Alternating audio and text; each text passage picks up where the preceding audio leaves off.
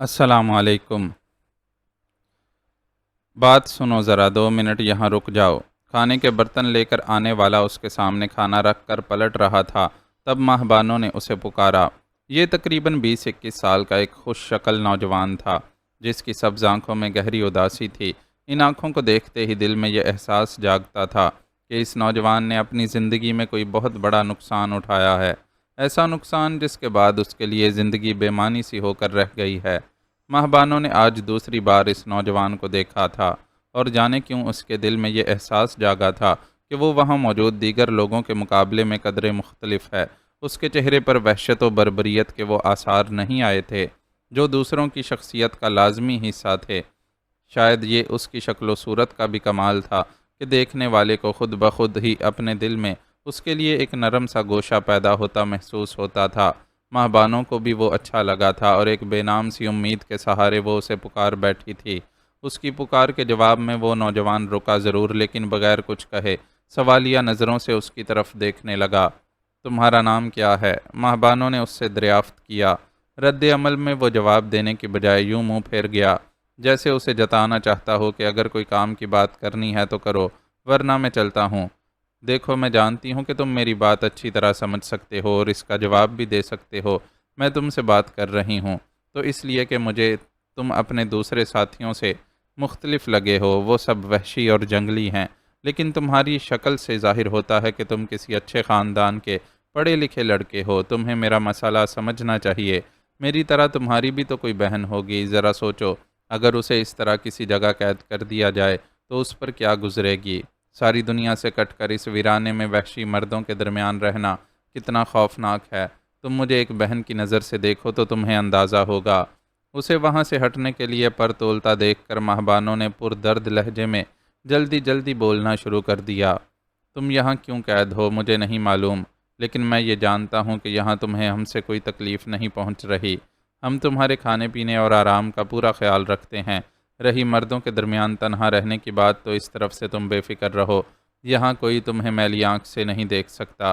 یہ پہلی بار تھا کہ اس برفزار کی قید کے دوران کسی نے ماہ بانو سے براہ راست بات کی تھی، ورنہ تو وہ لوگ اس کے سامنے گونگے بن کر رہتے تھے۔ یہ تو تمہارا خیال ہے کہ مجھے یہاں کوئی میلی آنکھ سے نہیں دیکھ سکتا، لیکن سچ یہ ہے کہ میں یہاں خود کو محفوظ نہیں سمجھ رہی۔ پچھلی رات میں نے یہاں کسی کی آنکھوں میں ہوس دیکھی ہے، اور اس کو دیکھنے کے بعد مجھے ایک پل کے لیے بھی سکون کی نیند نہیں آ سکی۔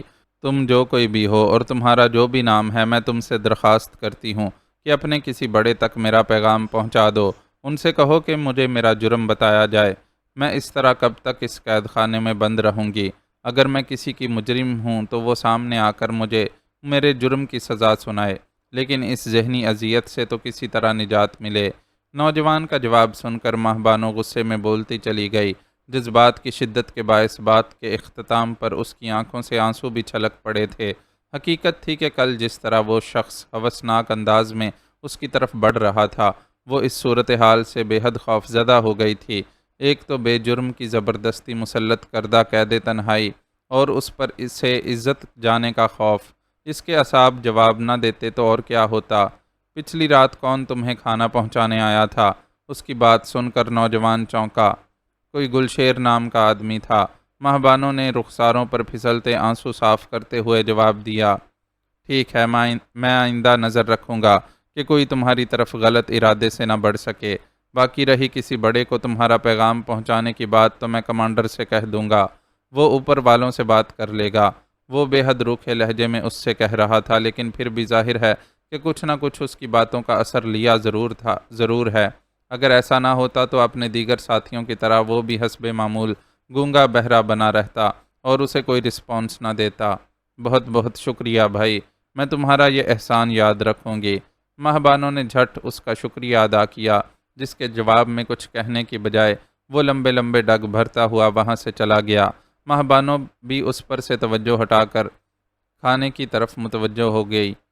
چنے کی دال کے ساتھ گندم کی موٹی موٹی روٹیاں تھیں۔ اس نے بسم اللہ پڑھ کر کھانا شروع کر دیا۔ یہاں آنے کے بعد کھانے سے منہ موڑنے کی حماقت اس نے ایک بار بھی نہیں کی تھی۔ شروع سے یہ بات اس کے ذہن میں تھی کہ اس قید کے دوران اگر کوئی ایسا مرحلہ آئے جب جسمانی طاقت کو بروئے کار لانے کی ضرورت ہو تو وہ ناتواں ثابت نہ ہو، اور تنہائی کے حصول کا ایک ہی طریقہ تھا کہ وہ غذا باقاعدگی سے لیتی رہے۔ اس وقت بھی طبیعت پر بہت بوجھ ہونے کے باوجود اس نے کھانے سے منہ نہیں موڑا اور پیٹ بھر کر کھانا کھا لیا۔ کھانے کے بعد وہ برتن ایک طرف سرکا کر خود دیوار سے ٹیک لگا کر بیٹھ گئی۔ اس قید خانے کے میزبانوں میں سے کوئی خود ہی آ کر برتن واپس لے جاتا۔ اس کے پاس تو یہاں کھانے، سونے اور لا یعنی سوچوں میں گرے رہنے کے سوا کوئی چوتھا کام نہیں تھا۔ اس وقت بھی وہ اپنی سوچوں میں گری بیٹھی تھی کہ یکدم دروازے پر نظر گئی۔ اسے کھانا پہنچانے والا نوجوان دروازے کو مقفل کرنا بھول گیا تھا۔ اس کے دل میں جانے کیا خیال آیا کہ اپنی جگہ سے اٹھی اور دبے قدموں چلتی ہوئی باہر نکل گئی۔ قید خانے کے آگے موجود تنگ راہداری کو اس نے بے حد احتیاط سے دبے قدموں طے کیا۔ یہاں لائے جانے کے وقت اس نے راستہ دیکھا تھا اور اسے اچھی طرح یاد تھا کہ کئی شاخوں میں منقسم اس غار کا دہانہ بائیں جانب موجود ہے۔ دہانے تک پہنچنے کے لیے البتہ اسے اس مقام سے گزرنا پڑتا جہاں اس نے کئی لوگوں کو دیکھا تھا اور جہاں دیواروں پر دنیا بھر کا اسلحہ سجا ہوا تھا۔ ایک موہوم سی امید کے سہارے وہ راہداری عبور کر کے بائیں جانب مڑ گئی۔ احتیاط کے پیش نظر وہ بلی کی طرح پنجوں کے بل چل رہی تھی تاکہ کوئی اس کے قدموں کی آہٹ پر چونک نہ پڑے۔ چند قدم کا فاصلہ طے کرتے ہی اسے مدھم سی آوازیں سنائی دینے لگیں۔ ان آوازوں کو سن کر اس کے اندر مایوسی کی گہری لہر دوڑ گئی۔ ان آوازوں کا مطلب تھا کہ آگے راستہ صاف نہیں ہے اور وہ لوگ اس مقام پر موجود ہیں جہاں سے گزر کر اسے دہانے تک پہنچنا تھا۔ غار کا وہ کشادہ حصہ کسی حال کی طرح تھا جہاں بڑی تعداد میں لوگ بیٹھ سکتے تھے، جبکہ اس کی باقی جتنی بھی راہداریوں میں نظر پڑی تھی انہیں اس نے اپنے قید خانے والی راہداری کی طرح تنگ پایا تھا۔ مایوس ہونے کے باوجود اس نے اپنے قدموں کو نہیں روکا۔ وہ دیکھنا چاہتی تھی کہ اسے قیدی بنا کر رکھنے والے کس قسم کی سرگرمیوں میں مصروف ہیں۔ مشکوک خلیوں والے وہ نیم وحشی سے انسان اس کے لیے ابھی تک معمہ ہی تھے۔ ابھی تک وہ ان کے بارے میں کوئی حتمی رائے قائم نہیں کر سکی تھی۔ اب موقع ملا تو سوچا کہ کیوں نہ چھپ کر ان کی ٹوہ لی جائے کہ ہو سکتا ہے اسی طرح ان کی شخصیت پر پڑے اسرار کے پردے کچھ سرک سکیں۔ تجسس و کھوج میں مبتلا وہ آہستگی سے ایسے مقام پر پہنچ گئی جہاں ایک آڑ میں کھڑی ہو کر وہ نہ صرف ان لوگوں کی آوازیں واضح طور پر سن سکتی تھی بلکہ ان کی سرگرمیوں کا بصری جائزہ بھی لے سکتی تھی۔ چھیتی کا روئے، ساروں کو ادھر جمع کر کے بیٹھ گئے ہو اور ابھی تک پروجیکٹر ڈھنگ سے نہیں لگایا، آگے اور بھی تو کام کرنے ہیں یا نہیں؟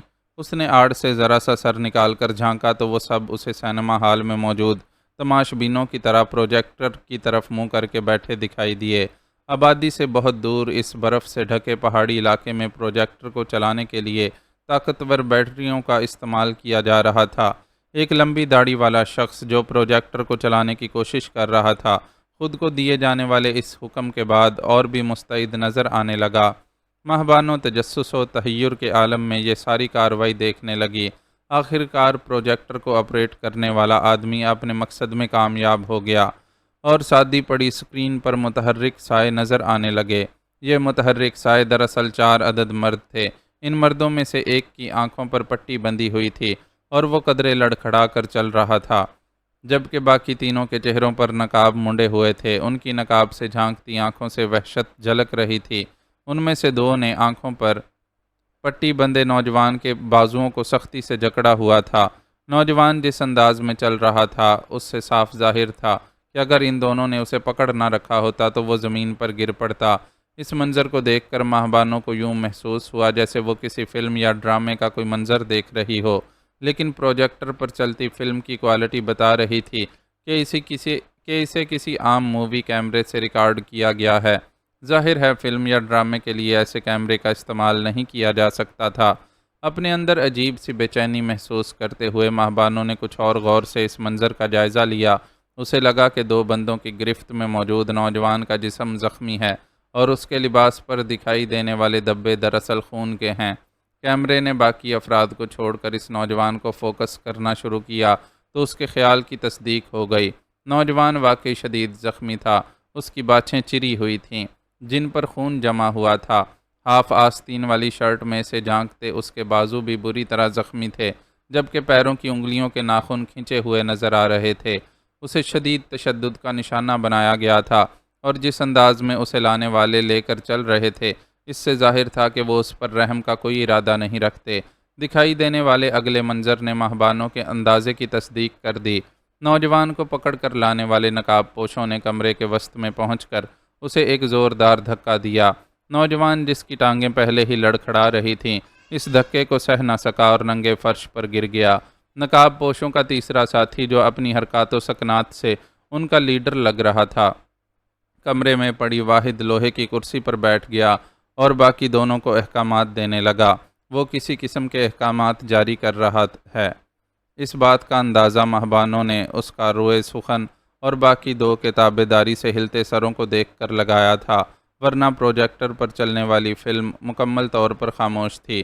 کسی قسم کی آواز سنائی نہ دینے کے باوجود اس فلم میں کچھ ایسا تھا جو جسم کے اندر تھر تھری سی پیدا کر رہا تھا اور دل کسی انہونی کے اندیشے سے بری طرح دھڑکے جا رہا تھا۔ آخرکار ماہبانوں کے اس خوف نے حقیقت کا روپ دھار لیا۔ اس نے دیکھا کہ نوجوان کو دھکا دے کر فرش پر گرانے والے نقاب پوشوں نے اس کے گھٹنوں کے بل بیٹھتے ہوئے اس کے ہاتھ پیروں کو دبوچا اور اپنی کمر کے ساتھ بندھی رسی کا گچھا کھول کر اس کے ہاتھ پیر مضبوطی سے باندھنے لگے۔ نوجوان نے اس موقع پر شدید مزاحمت کی اور تڑپ تڑپ کر ان کی گرفت سے نکلنے کی کوشش کرتا رہا، لیکن وہ دونوں تو کسی تجربے کار قصاب کی سی مہارت رکھتے تھے۔ دیکھتے ہی دیکھتے انہوں نے نوجوان کی کوششوں کو ناکام بنا دیا اور اس کے ہاتھ پیروں کو رسی سے اچھی طرح جکڑنے کے بعد ان میں سے ایک اس کے پیروں پر جبکہ دوسرا سینے پر گھٹنا ٹکا کر بیٹھ گیا۔ نوجوان، جو بندھنے کے نتیجے میں پہلے ہی بے بس ہو گیا تھا، اب ہلنے جلنے کے بھی لائق نہیں رہا۔ اس کے مکمل طور پر بے بس ہوتے ہی اب تک کرسی پر بیٹھ کر خاموشی سے نظارہ کرنے والا تیسرا نقاب پوش اپنی جگہ سے اٹھا اور اپنی جیکٹ کی زپ کھول کر گریبان کے اندر ہاتھ ڈالا۔ اس کا ہاتھ گریبان سے برآمد ہوا تو اس میں لمبے پھل والی ایک تیز دھار چھری چمکتی نظر آئی۔ چھری نکالنے کے بعد پہلے اس نے اسے اپنی آنکھوں کے عین سامنے لاتے ہوئے اس کا جائزہ لیا، پھر مزید اطمینان کے لیے دھار پر انگلی پھیر کر چیک کیا۔ فرش پر بندھے پڑے نوجوان اور اس چھری بردار کی حرکات و سکنات نے ماہبانوں کو باور کروا دیا کہ وہ کیا کرنے جا رہا ہے۔ آنے والے لمحات کا سوچ کر ماہبانوں کپ کپا اٹھی اور ٹانگوں سے جان نکلتی محسوس کر کے نیچے بیٹھ گئی۔ اسی طرح کا لرزہ خیز منظر وہ پہلے بھی ایک بار دیکھ چکی تھی۔ فرق یہ تھا کہ پہلے وہ منظر اس نے لائیو دیکھا تھا، جبکہ موجودہ منظر ریکارڈڈ تھا۔ سجاد رانا کی اکلوتی بیٹی شینا کے بہیمانہ قتل کو وہ ساری زندگی فراموش نہیں کر سکتی تھی۔ سامنے پروجیکٹر پر جو فلم چل رہی تھی اس کے پس منظر میں بھی شاید ایسا ہی کچھ تھا۔ چھری بردار نقاب پوش چھری لہراتا ہوا نوجوان کے قریب بیٹھا تو ماہبانوں نے اپنی آنکھیں بند کر لیں۔ وہ اپنے اندر ایسی ظالمانہ اور وحشت انگیز منظر دیکھنے کی قطعی جرت محسوس نہیں کر رہی تھی۔ مبارک ہو عمران، مجھے یقین ہے کہ اپنے دشمن کا یہ انجام دیکھ کر تمہیں خوشی ہوئی ہوگی اور تمہارے سینے میں لگی انتقام کی آگ بھی بجھ گئی ہوگی۔ اسے آنکھیں بند کیے 1 منٹ کا وقفہ گزرا تھا کہ ایک بھاری مردانہ آواز سنائی دی۔ اس جملے کو سن کر اسے اندازہ ہو گیا کہ کسی جانور کی طرح باندھ کر ڈالا گیا نوجوان اپنے انجام کو پہنچ گیا ہے۔ سینے میں لگی آگ کا نہ پوچھیں بھائی صاحب، یہ آگ تو ایسی زور آور ہے کہ دل کرتا ہے کہ اس کمینے کو 100 بار ماروں اور زندہ کروں۔ اگر آپ لوگ مجھے یہ کام اپنے ہاتھ سے کرنے کی اجازت دے دیتے تو شاید میرے سینے میں کچھ ٹھنڈ پڑ جاتی۔ ابھی تو لگتا ہے کہ میرا اس رذیل سے انتقام ادھورا رہ گیا ہے۔ نہایت نفرت میں ڈوبی یہ آواز ماہبانوں کو شناسا لگی۔ یقینی طور پر یہ اسی نوجوان کی آواز تھی جس سے کچھ دیر قبل اس نے اپنے قید خانے میں گفتگو کی تھی۔ نوجوان کی اس انتہا کو پہنچی ہوئی نفرت پر دل میں شدید رنج محسوس کرتے ہوئے اور اپنے اندازے کی تصدیق کے لیے ماہبانوں نے آنکھیں کھول کر آواز کی سمت دیکھا۔ فرتے جوش سے سرخ ہوتے چہرے کے ساتھ وہ یقیناً وہی نوجوان تھا جس کے بارے میں کچھ دیر قبل اس نے اندازہ لگایا تھا کہ وہ اپنے ساتھیوں کے مقابلے میں بہت معصوم اور شریف ہے۔ وہ معصوم دکھائی دینے والا چہرہ اس وقت غصے اور انتقام کی آگ میں جل کر بری طرح مسخ ہو کر اپنی دلکشی کھو بیٹھا تھا۔ ہم نے جان بوجھ کر تمہیں تمہارے ہاتھوں سے یہ کام نہیں کرنے دیا۔ تم ہمارے دوست ہو اور دوستوں کے دشمنوں کو صفائے ہستی سے مٹانا ہم اپنا فرض سمجھتے ہیں۔ ہم نے اپنا فرض ادا کر دیا۔ رہی تمہارے انتقام کی آگ بجھنے کی بات، تو میرے خیال میں یہ آگ جلتی رہے تو اچھا ہے۔ یہ آگ جلتی رہے گی تو ہی تو تم اس جیسے کرتوت رکھنے والے دوسرے شیطانوں کو ان کے انجام تک پہنچا سکو گے۔ ذاتی انتقام لے کر سکون سے بیٹھ جانا تو کوئی کارنامہ نہیں۔ بات تو جب ہے کہ آدمی ہر برے آدمی کے خلاف لڑے اور اس کا وہ حشر کرے کہ باقیوں کو عبرت حاصل ہو۔ ہم سب یہاں اسی مشن پر کام کرنے کے لیے اکٹھے ہوئے ہیں۔ اب تم بتاؤ کہ تم اس مشن میں ہمارا ساتھ دو گے یا نہیں؟ بہت رواں لہجے میں بولتا وہ شخص عمران نامی اس نوجوان سے پوچھ رہا تھا۔ بالکل دوں گا، میری زندگی میں اب رہ ہی کیا گیا ہے۔ اگر یہ بچ جانے والی سانسیں کسی اچھے مقصد کے ساتھ گزر گئیں تو میں سمجھوں گا کہ میں نے زندہ رہنے کا حق ادا کر دیا۔ عمران نے وہی کہا تھا جو اس سے مصروف گفتگو شخص کہلانا چاہتا تھا۔ نہ جانے وہ کتنے دنوں سے اس معصوم نوجوان کی برین واشنگ کر رہا تھا جو اس کے دل میں زہر ہی زہر بھر گیا تھا۔ اپنی عمر سے کہیں بڑھ کر شعور اور حساسیت کی مالک ماہبانوں نے اس صورتحال پر گہری سانس لیتے ہوئے وہاں موجود دیگر افراد کے چہروں پر نظر ڈالی۔ وہ وحشت زدہ چہرے اس وقت کچھ اور بھی بھیانک لگ رہے تھے۔ ان کے چہروں کا جائزہ لیتے ہوئے بے خیالی میں اس کی نظر پروجیکٹر کی سکرین پر جا پڑی۔ سکرین ابھی تک روشن تھی اور اس پر ذبح کیے ہوئے نوجوان کی خون آلود لاش دکھائی دے رہی تھی۔ جوان اور صحت مند جسم سے نکلنے والے ڈھیروں خون نے لاش کے گرد ایک چھوٹا سا سرخ تالاب بنا ڈالا تھا۔ اپنے ہی خون میں پڑی نوجوان کی وہ لاش کسی ذبح کیے ہوئے جانور کی لاش سے مشابہ لگ رہی تھی۔ ماہبانوں صرف ایک پل کے لیے یہ منظر دیکھ سکی۔ اگلے ہی پل اسے زور کی ابکائی آئی اور وہ اپنی جگہ بیٹھے بیٹھے دوہری ہو گئی۔ وہ لوگ جو کسی تفریحی فلم کی طرح اس دردناک منظر سے لطف اندوز ہو رہے تھے، ابکائی کی آواز سن کر چونک پڑے۔ لگتا ہے قیدی لڑکی اپنی کوٹھڑی سے نکل کر یہاں آ گئی ہے۔ سب سے پہلے عمران متحرک ہوا اور آواز کی سمت دوڑا۔ اس دوران ماہبانوں خود پر قابو پانے کی کوشش میں ناکام ہو کر بے ہوش ہو چکی تھی۔ یہ تو بہت برا ہوا، اس لڑکی کو یہ سب نہیں دیکھنا چاہیے تھا۔ وہ آدمی جو اب تک عمران سے گفتگو کرتا رہا تھا اور وہاں موجود افراد کا کمانڈر تھا، ماہبانوں کو دیکھ کر بولا، یہ باہر کیسے نکلی؟ کون اسے کھانا دینے گیا تھا؟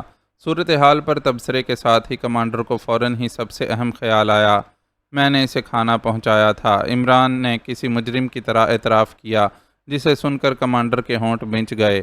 ہمارے کام میں ایسی غلطیوں کی گنجائش نہیں ہوتی، اس بات کو ہمیشہ یاد رکھنا۔ اس بار تو میں تمہیں معاف کر رہا ہوں، لیکن آئندہ کسی کوتاہی کا انجام بہت برا ہوگا۔ وہ جو اب تک بڑی نرمی اور محبت سے عمران سے بات کر رہا تھا، نہایت سخت لہجے میں بولا، سوری کمانڈر۔ عمران نے فوراً ہی اس سے معافی مانگی۔ اسے اس کی کوٹھڑی تک پہنچا کر کوٹھڑی کو تالا لگا دو۔ اس کی معذرت کو خاطر میں لائے بغیر کمانڈر نے سرد لہجے میں حکم دیا اور پلٹ گیا۔ ماہبانوں کو اپنے بازوؤں میں اٹھا کر اس کی کوٹھڑی کی طرف لے جاتے ہوئے عمران کا ذہن لہجے کے ان تضادات میں بری طرح الجھ کر رہ گیا تھا۔ گاڑی تیار ہے سر۔ عبد المنان کی اس اطلاع پر اس نے سر کو ہلکی سی جنبش دی اور کرسی چھوڑ کر اٹھ کھڑا ہوا۔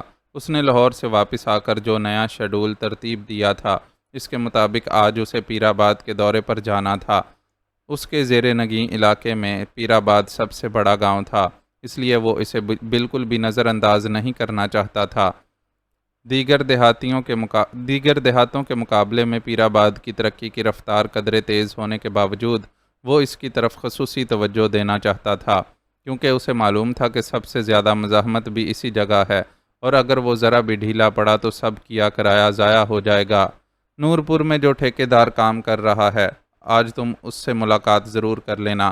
اس کی رپورٹ کی روشنی میں ہم کسی دن اچانک وہاں جا کر کام کا جائزہ لیں گے، تاکہ اندازہ ہو سکے کہ اس پر کتنا اعتبار کیا جا سکتا ہے۔ اپنے دفتر سے نکل کر باہر پارکنگ کی طرف جاتے ہوئے اس نے عبد المنان کو یاد دہانی کروائی، یس سر، آپ بے فکر رہیں، میں یہ کام مکمل کر لوں گا۔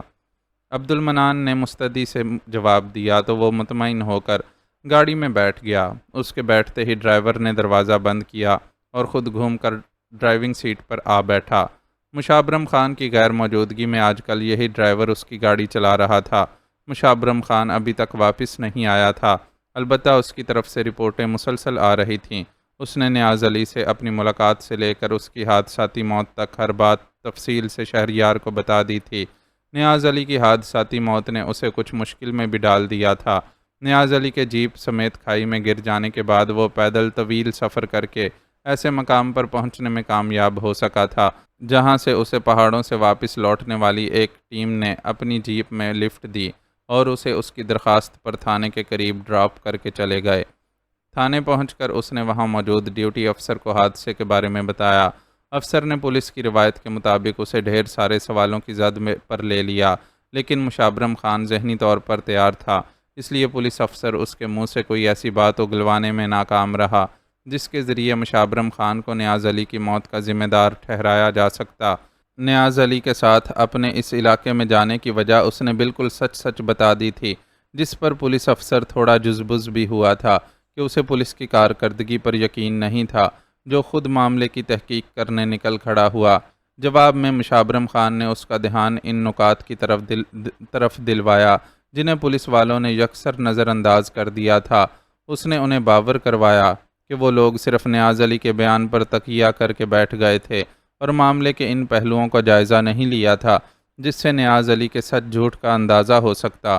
اس نے پولیس افسر کو تفصیل سے اس علاقے کے محل وقوع اور مٹی کی ساخت وغیرہ سے آگاہ کرتے ہوئے یہ ثابت کر دیا کہ نیاز علی کا بیان سراسر جھوٹ پر مبنی تھا اور کسی نے اس سے جیپ چھینی نہیں تھی، بلکہ وہ خود مجرموں کا ساتھی تھا۔ اس نے پولیس افسر کو صاف لفظوں میں یہ بھی بتا دیا کہ نیاز علی اپنا جھوٹ کھل جانے کے بعد گھبراہٹ میں جیپ لے کر فرار ہونے کے چکر میں حادثے کا شکار ہوا تھا۔ البتہ وہ نیاز علی پر تشدد اور اس کے نتیجے میں حاصل ہونے والی معلومات کا ذکر گول کر گیا تھا۔ اس کے بیان کی روشنی میں پولیس افسر نے نیاز علی کی لاش اور جیپ کھائی سے نکلوانے کے انتظامات شروع کر دیے، لیکن تاحال جیپ یا لاش نہیں نکالی جا سکی تھی۔ مشابرم خان کے ذاتی خیال کے مطابق یہ ممکن بھی نہیں تھا۔ بہرحال لاش نکلتی یا نہیں، وہ خود براہ راست نیاز علی کی موت کا ذمہ دار نہیں ٹھہرایا جا سکا تھا۔ کچھ کمال شہریار کی فون کال نے بھی دکھایا۔ اس نے بلتستان میں موجود اپنے ہم منصب کو فون کر کے یہ باور کروا دیا کہ مشابرم خان ایک دیانتدار اور بے ضرر آدمی ہے جو اپنی ماں کی دیکھ بھال کے لیے اسکردو میں رکا ہوا ہے۔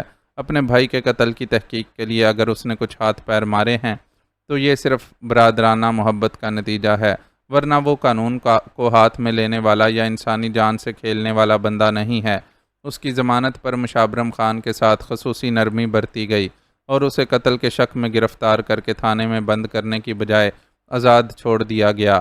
البتہ اتنی پابندی ضرور عائد کی گئی تھی کہ وہ مقامی مختار سے اجازت لیے بغیر اسکردو چھوڑ کر واپس اپنی ڈیوٹی پر نہیں جا سکتا۔ مشابرم خان کا فی الحال واپس لوٹنے کا ارادہ بھی نہیں تھا، ابھی وہ وہیں رہ کر اس معاملے کی مزید تحقیق کرنا چاہتا تھا، چنانچہ اس نے اس حکم پر کوئی احتجاج نہیں کیا۔ شہریار خود بھی اس کے اس پروگرام سے متفق تھا۔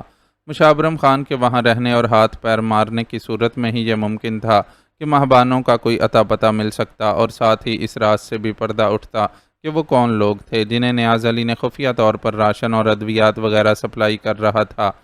اتنے خفیہ طور پر چھپ کر رہنے والے لوگوں کا کسی کار خیر میں مصروف ہونے کا گمان تو نہیں کیا جا سکتا تھا، پھر ان کا ماہبانوں کا اغوا بھی ان کے خلاف اس بات کا ثبوت تھا کہ وہ لوگ منفی سرگرمیوں میں مصروف ہیں۔ لیکن یہ بات شہریار کو بھی سمجھ نہیں آئی تھی کہ ان لوگوں نے اس قدر پلاننگ کے ساتھ ماہبانوں کو اغوا کیوں کیا۔ ماہبانوں کی کھوج تو صرف ایک ہی بندے کو تھی اور اس شخص کا بلتستان سے کوئی تعلق نہیں بنتا تھا۔ اپنے علاقے میں بے حد با اختیار اور طاقتور چودھری کی بے شک حکومتی ایوانوں تک بھی پہنچ تھی، لیکن وہ اتنا با اختیار بہرحال نہیں تھا کہ بلتستان میں اس کے بندے اس قدر سرگرم ہوتے۔ شہریار کی چھٹی حس کہہ رہی تھی کہ یہ کوئی اور معاملہ ہے، لیکن سوال وہی تھا کہ اس معاملے سے ماہبانوں کا کیا تعلق تھا۔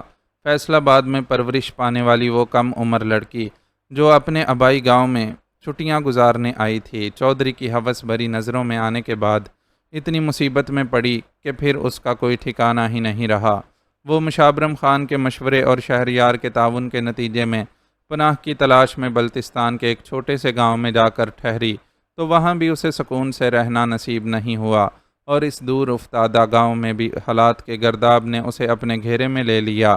آثار بتاتے تھے کہ اس بار وہ جن لوگوں کے نرغے میں پھنسی ہے ان کا چودھری سے کوئی تعلق نہیں بنتا، لیکن سوال وہی تھا کہ ایک عام سی بے ضرر لڑکی میں آخر ایسی کیا بات تھی کہ وہ بالکل انجان جگہ پر بھی محفوظ نہیں رہ سکی اور اسے باقاعدہ ایک سازش کے ذریعے اغوا کر لیا گیا۔ یہ سارے وہ سوالات تھے جن کے جواب کے حصول کے لیے تحقیق و تفتیش کی ضرورت تھی۔ مشابرم خان کی صلاحیتیں شہریار دیکھ چکا تھا، اس لیے اسے یقین تھا کہ وہ یہ کام کر سکتا ہے۔ چنانچہ اس نے اسے بلتستان میں ہی رکے رہنے کی منظوری دیتے ہوئے اس کی چھٹیاں بڑھا دیں۔ خود وہ تو اپنی پوسٹ اور ذمہ داریوں کی وجہ سے بری طرح جکڑا ہوا تھا، چنانچہ خواہش رکھتے ہوئے بھی اس کام کے لیے نہیں جا سکتا تھا، کم از کم فوری طور پر تو بالکل نہیں۔ ان حالات میں مشابرم خان کے تعاون کو غنیمت جانتے ہوئے اس نے اپنی خواہش کو دل میں ہی دبا لیا اور ماہبانوں کی تلاش کی ذمہ داری اسے سونپ دی، لیکن یہ تو وہی جانتا تھا کہ اس کا دل کتنی بار اس بات پر مچل جاتا ہے کہ وہ خود جا کر ماہبانوں کو تلاش کرے۔ اسے آج بھی وہ لمحات یاد تھے جب ماسٹر آفتاب کے اسکول میں چہرے کو نقاب میں چھپائے ماہبانوں اس سے مدد کی درخواست کرنے پہنچی تھی۔ فرض اور انسانی ہمدردی اپنی جگہ، لیکن حقیقت یہ تھی کہ خود اس کے اپنے دل نے بھی یہ خواہش کی تھی کہ وہ اس ہراساں ہرنی جیسی لڑکی کو اپنی پناہ میں لے لے۔ دل کی اس خواہش کو اس نے اپنی سرکاری حیثیت کے اندر رہتے ہوئے پورا بھی کیا تھا، لیکن اس کی ہر کوشش ناکام چلی گئی، اور آج پھر ماہبانوں اس سے بہت دور کسی کی قید میں پھنسی اس کی مدد کی طلبگار تھی، اور وہ مجبوریوں اور اصولوں کی قید میں جکڑا خود اس کی تلاش میں نکلنے سے قاصر تھا۔ گاڑی کی پچھلی نشست پر بظاہر سکون سے بیٹھا وہ مسلسل حالات و واقعات کے بارے میں سوچ رہا تھا۔ تیز رفتاری سے چلتی گاڑی کے باہر تیزی سے گزرتے مناظر کی طرح اس کے ذہن کے جھروکے سے بھی واقعات ایک ایک کر کے گزرتے جا رہے تھے۔ پچھلے چند مہینوں میں کیا کچھ نہیں ہوا تھا۔ اس کی زندگی میں آنے والا ہر نیا دن نئی خبر لے کر آتا تھا۔ ان خبروں میں اچھی خبروں کا تناسب کافی کم تھا، بلکہ دیکھا جائے تو چند چھوٹے موٹے ترقیاتی منصوبوں کے آغاز کے سوا کوئی ایسی بات ہوئی ہی نہیں تھی جس کی وجہ سے وہ خوش ہو پاتا۔ سازشیں، حادثات، دشمنیاں، یہی سب تھا جنہیں وہ اس عرصے میں بھگتتا رہا تھا، لیکن بہرحال خود اس کی طرح ابھی اس کا حوصلہ بھی جوان تھا، اور وہ اتنی آسانی سے حالات کے سامنے ہار نہیں ماننے والا تھا۔ اسے حالات کے اس گرداب سے نکلنا تھا، اور وہ تبدیلیاں لانی تھیں جن کو لائے بغیر حق انسانیت ادا نہیں ہو سکتا تھا۔ اسی حق کو ادا کرنے کے لیے وہ ہر ذاتی خواہش اور تکلیف کو نظر انداز کر کے سرگرم عمل ہو گیا تھا، اور کسی عام افسر کی طرح اپنے ایئر کنڈیشنڈ دفتر میں بیٹھ کر محض رپورٹوں کا مطالعہ کرنے کے بجائے خود تکلیف اٹھاتے ہوئے پیرآباد کی طرف رواں دواں تھا۔ خیالات کے ہجوم میں گھرے پیرآباد تک کا سفر کیسے طے ہوا وہ خود بھی اندازہ نہیں کر سکا، لیکن جب گاڑی پیرآباد کے داخلی راستے پر چلنے لگی تو کچے راستے پر لگنے والے جھٹکوں نے اسے یاد دہانی کروائی کہ اس راستے پر پختہ سڑک کی تعمیر از حد ضروری ہے۔ اصل میں اسکول اور مرکز صحت کی تعمیر کے کام تو فوری طور پر اس لیے انجام پا گئے تھے کہ ان کے لیے سیٹھ موتی والا کی چھوڑی ہوئی جائیداد سے قائم کردہ ٹرسٹ سے سرمایہ فراہم کر دیا گیا تھا، لیکن سڑک کی تعمیر کے لیے خالصتاً حکومتی فنڈ سے رقم حاصل کی جانی تھی، اور اس کے لیے منظوری ملتی تب ہی کچھ ہو پاتا۔ پیرآباد میں اس کا شیڈول طے شدہ تھا۔ اسے سب سے پہلے مرکز صحت، پھر اسکول اور انڈسٹریل ہوم، اور آخر میں نئے فارسٹ آفیسر عابد انصاری سے ملاقات کے لیے جانا تھا۔ اس طے شدہ شیڈول پر عمل کرتے ہوئے ڈرائیور نے گاڑی مرکز صحت کے سامنے لے جا کر روک دی۔ مرکز صحت کے دروازے پر 30-35 سال کا ایک شخص کھڑا تھا۔ وہ آدمی یہاں بیک وقت کمپاؤنڈری اور چوکیداری کے فرائض انجام دیتا تھا۔ شہریار کو دیکھ کر وہ جھٹ دوڑ آیا اور اسے سلام کیا۔ وعلیکم السلام، سب ٹھیک ہے؟ اندر ڈاکٹرز موجود ہیں یا نہیں؟ اس نے نرمی سے اس شخص کے سلام کا جواب دیتے ہوئے دریافت کیا۔ ڈاکٹرنی صاحبہ ہیں جی، 1-2 مریض عورتیں رہ گئی ہیں، انہیں دیکھ رہی ہیں۔ ڈاکٹر صاحب البتہ اپنے کوارٹر میں چلے گئے ہیں، اس شخص نے مستدی سے اطلاع دی، جس پر سر کو دھیرے سے ہلاتے ہوئے شہریار اندر داخل ہو گیا۔ یہ دوا رکھو اور اسے پابندی سے کھاتی رہنا۔ ابھی تمہاری شادی کو زیادہ عرصہ نہیں گزرا ہے، ابھی سے بچوں وغیرہ کے جھنجٹ میں پڑنے کی کوئی ضرورت نہیں ہے۔ 4-5 سال آرام سے گزارو، پھر اس بارے میں سوچنا۔ سسرال والے تانے دیتے ہیں تو دینے دو، ابھی تمہارے ہنسنے کھیلنے کے دن ہیں، انہیں بچوں کے چکر میں پڑ کر ضائع کرنے کی کوئی ضرورت نہیں۔ وہ ڈاکٹر ماریا کے قریب پہنچا تو اسے اندر سے اس کی آواز سنائی دی۔ مریضہ کی موجودگی کی وجہ سے وہ اندر جانے کے معاملے میں تذبذب کا شکار تھا، لیکن کمپاؤنڈر نے خود ہی آگے بڑھ کر دروازہ کھول دیا اور ڈاکٹر ماریا کو اس کی آمد کی اطلاع دی۔ وہ فوراً ہی اس کے استقبال کے لیے کھڑی ہو گئی۔ اب اس کے باہر رکے رہنے کا کوئی جواز نہیں تھا۔ وہ کھلے دروازے سے اندر داخل ہو گیا۔ How wonderful surprise! آپ کو یہاں یوں اچانک دیکھ کر مجھے بہت خوشی ہو رہی ہے۔ اس کو بیٹھنے کے لیے کرسی پیش کرتے ہوئے ڈاکٹر ماریا نے خوشی کا اظہار کیا۔ میں اپنے روٹین وزٹ پر آیا تھا، آپ بتائیں ایوری تھنگ از اوکے اور ناٹ؟ اس نے مریضہ عورت کا سرسری نظروں سے جائزہ لیتے ہوئے ڈاکٹر ماریا سے پوچھا۔ 20-22 سال کی وہ عورت اچھی شکل و صورت کی مالک تھی اور چہرے سے کسی طور بیمار نہیں لگتی تھی۔ آل از اوکے سر، بلکہ میرے پاس آپ کو سنانے کے لیے ایک اچھی نیوز بھی ہے، ڈاکٹر ماریا نے خوشگوار لہجے میں اسے جواب دیا، اور پھر مریضہ کی طرف متوجہ ہو کر اس سے بولی، اب تم جاؤ بی بی اور میری ہدایت کے مطابق عمل کرنا اور پابندی سے دوا استعمال کرتی رہنا۔ بہت بہتر ڈاکٹرنی صاحبہ۔ عورت فوراً ہی باہر نکل گئی۔ اس عورت کی صحت اور عمر دیکھتے ہوئے شہریار کو خیال آیا کہ ڈاکٹر ماریا تھوڑی دیر قبل اسے جو مشورہ دے رہی تھی وہ کچھ مناسب نہیں تھا، خصوصاً گاؤں کے ماحول میں جہاں کم عمری کی شادی اور پھر جلد بچوں کی پیدائش کو پسند کیا جاتا ہے۔ اس قسم کے ماحول میں طویل عرصے تک اس عورت کا ماں نہ بننا اس کے لیے مشکلات بھی کھڑی کر سکتا تھا، لیکن اس نے اپنے اس خیال کو ڈاکٹر ماریا کے سامنے اظہار نہیں کیا اور یہ سوچ کر ذہن سے جھٹک دیا کہ ممکن ہے کہ عورت کو کوئی ایسی پرابلم ہو جس کے پیش نظر ڈاکٹر ماریا فی الحال اس کے لیے بچے کی پیدائش کو خطرناک سمجھتی ہو۔ بہرحال وہ ڈاکٹر تھی اور ان معاملات کو زیادہ بہتر سمجھتی تھی، اور کوئی مریضہ رہ گئی ہے تو اسے اندر بھیج دو۔ عورت کے باہر نکلنے کے بعد ڈاکٹر ماریا نے کمپاؤنڈر کو حکم دیا، صرف ایک عورت اور ہے جی، میں اسے بھیجتا ہوں، آپ اسے دیکھیں، تب تک میں اے سی صاحب کے لیے چائے پانی کا بندوبست کرتا ہوں۔ کمپاؤنڈر نے مستعدی دکھانے کی کوشش کی، چائے پانی رہنے دو، وہ میں انہیں اپنے کوارٹر میں لے جا کر کروا دوں گی، تم بس پیشنٹ کو بھیج دو۔ شہریار انکار کرتا، اس سے قبل ڈاکٹر ماریا نے خود ہی منع کر دیا، میں زیادہ دیر نہیں رکوں گا یہاں، اس لیے کسی تکلف کی ضرورت نہیں، بس مجھے یہاں کی ضروریات اور مسائل وغیرہ سے آگاہ کر دیں، اس سلسلے میں اگر آپ ڈاکٹر صاحب کی رائے بھی لے لیں تو مناسب ہوگا۔ ماریا کو ٹوکتے ہوئے شہریار نے اس سے کہا، لیکن وہ کوئی جواب دیے بغیر اندر آنے والی ادھیڑ عمر عورت کی طرف متوجہ ہو چکی تھی۔ عورت نزلہ زکام اور بخار میں مبتلا تھا۔ اس کا چیک اپ کرنے کے بعد ڈاکٹر ماریا نے پرچے پر دوائیں لکھ کر دیں کہ جا کر کمپاؤنڈر سے لے لو، پھر شہریار کی طرف متوجہ ہوئی، یہاں کی ضروریات کی لسٹ میں اور ڈاکٹر داور مل کر پہلے ہی بنا چکے ہیں، میں وہ لسٹ آپ کو دے دیتی ہوں، البتہ آپ چاہیں تو اپنی تسلی کے لیے ڈاکٹر داور سے بھی مل سکتے ہیں، میں کمپاؤنڈر کو بھیج کر انہیں بلوا لیتی ہوں، ایکچولی میل پیشنٹ کی تعداد کم ہونے کی وجہ سے وہ ذرا جلدی فارغ ہو جاتے ہیں اور اپنے کوارٹر میں چلے جاتے ہیں، اس وقت شاید وہ ریسٹ کر رہے ہوں گے۔ اوکے، پھر آپ انہیں رہنے دیں اور لسٹ مجھے دے دیں، شہریار نے اس کی بات سن کر کہا۔ مرکزِ صحت کی صورتحال اسے یہاں داخل ہوتے ہی تسلی بخش لگی تھی۔ اس کی تیز نظروں نے لمحے بھر میں ہی جائزہ لے لیا تھا کہ وہاں صفائی کا معیار عمدہ ہے اور ہر شے ترتیب و تنظیم کے ساتھ موجود ہے، اس لیے میل ڈاکٹر کو زحمت دینا مناسب نہ سمجھا۔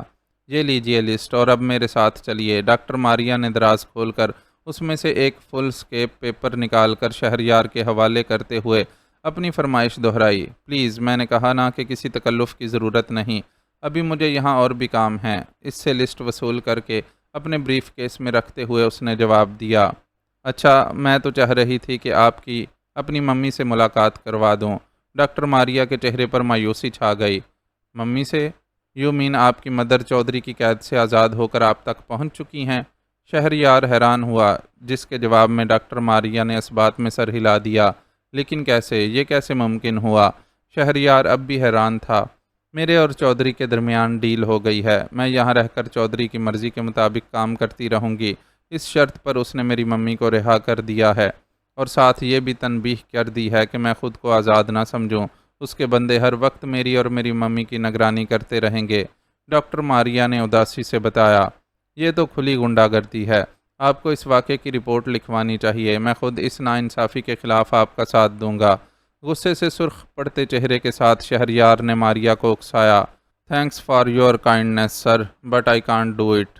میں اچھی طرح اس فیوڈل سسٹم کو جانتی ہوں اور مجھے معلوم ہے کہ اس کے خلاف آواز اٹھانے والوں کا کیا حشر ہوتا ہے۔ ڈاکٹر ماریا نے صاف انکار کیا، اگر آپ جیسے پڑھے لکھے لوگ بھی ایسی باتیں کریں گے اور اس طرح ڈرتے رہیں گے تو کون اس ظلم کے خلاف جہاد کرے گا؟ آپ تھوڑی سی ہمت تو کریں، میں ہوں نا آپ کے ساتھ، میں چودھری کو سبق سکھاؤں گا کہ کسی کے ساتھ اس طرح زبردستی کرنے کا کیا انجام ہوتا ہے۔ شہریار نے اس پر زور ڈالا۔ سوری سر، میں آپ کا ساتھ ہرگز بھی نہیں دے سکتی۔ آپ چودھری کے خلاف ہیں مجھے معلوم ہے، لیکن میں دو مگرمچھوں کی لڑائی میں خود کو فریق بنانے کے لیے تیار نہیں۔ آپ دونوں بڑے لوگ ہیں، اس لڑائی میں آپ کا کچھ نہیں جائے گا، لیکن میں اور میری ممی مصیبت میں پڑ جائیں گے۔ ماریا نے پھر صاف انکار کر دیا۔ اوکے، پھر میں چلتا ہوں، لیکن مجھے ہمیشہ افسوس رہے گا کہ ایک پڑھی لکھی باشعور خاتون نے ظالم کے سامنے اتنی آسانی سے ہتھیار ڈال دیے اور وہ رول ادا نہیں کیا جو اس کا فرض بنتا تھا۔ وہ کافی آف موڈ کے ساتھ ڈاکٹر ماریا کے پاس سے رخصت ہوا۔ اس کی اگلی منزل اسکول و انڈسٹریل ہوم تھا۔ اسکول کا ٹائم چونکہ ختم ہو چکا تھا، اس لیے کمروں میں تالا پڑا تھا، البتہ انڈسٹریل ہوم کھلا ہوا تھا۔ وہاں نگرانی پر تعینات چوکیدار شام کے بعد ڈیوٹی پر آتا تھا، اس لیے شہریار کے آنے کی اطلاع اندر پہنچانے والا کوئی نہیں تھا۔ اس نے اپنی گاڑی رکوائی بھی ذرا فاصلے پر تھی، ورنہ گاڑی کی آواز سن کر ہی کوئی متوجہ ہو جاتا۔ گاڑی سے اتر کر وہ پیدل ہی اطمینان سے چلتا ہوا انڈسٹریل ہوم تک پہنچا۔ ایک کمرے پر مشتمل انڈسٹریل ہوم کا دروازہ کھلا ہوا تھا اور اس کھلے دروازے سے اندر کام کرتی خواتین صاف نظر آ رہی تھیں۔ وہ بہت منظم انداز میں خاموشی سے اپنا کام سر انجام دے رہی تھیں۔ کام کرنے والی ان خواتین کے علاوہ وہاں آفتاب بھی موجود تھا، جو کرسی پر بیٹھا اپنے سامنے کھلے رجسٹر میں بری طرح غرق تھا۔ شہریار کی اچانک آمد نے اسے حیران کر دیا۔ تشریف لائیں سر، میں اس وقت آپ کی آمد کو ایکسپیکٹ نہیں کر رہا تھا۔ شہریار سے مصافحہ کر کے اسے بیٹھنے کے لیے کرسی پیش کرتے ہوئے اس نے خوشی اور حیرانی کی ملی جلی کیفیت میں کہا، ایکسپیکٹ تو میں بھی نہیں کر رہا تھا کہ اس ٹائم تمہیں یہاں دیکھ سکوں گا۔ شہریار نے مسکراتے ہوئے اس کی بات کے جواب میں کہا، آپ ٹھیک کہہ رہے ہیں، ویسے تو میں کبھی کبھار ہی یہاں کا چکر لگاتا ہوں، لیکن آج کل یہاں نگرانی پر مامور لڑکی چودھری افتخار کی لاہور والی کوٹھی میں ہے، اس لیے مجھے روزانہ ہی آنا پڑتا ہے۔